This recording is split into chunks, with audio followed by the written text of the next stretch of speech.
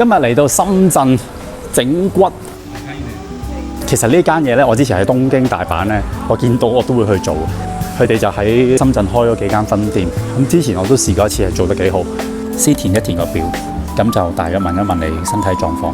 我條頸成日好緊，隻手都會痹嘅，應該係睇電腦、睇電話睇得多。換件衫，正式開始。你是日本人嗎？是的。哦，為什麼你中文那麼好？啊，謝謝。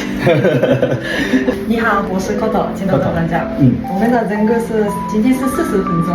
對，我們做2個部分。然後我先幫你做整個，然後後面的時間另外一個老師做肌肉放鬆。好，呢位整骨老師都有20年經驗，咁佢先檢查下我身體邊度出現問題。呢個部分就揾到我身體最大問題喺邊度。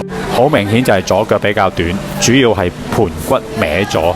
所以我左腳其實冇乜力，所以一拉我就跌落嚟。大家見到呢個部分呢，就係將我啲骨去調整翻正確嘅位置。做完兩隻腳平衡咗，已經有力好多啦。我啱啱整完之後呢，隻手係明顯轉得多咗，係真係鬆好多嘅。老師就話應該我要做8至10次，咁啊最好每個禮拜嚟1次，咁2-3個月就應該可以改善到大部分。移翻正個盤骨，長短腳嘅問題就改善啦。謝謝。Thank you。拜拜。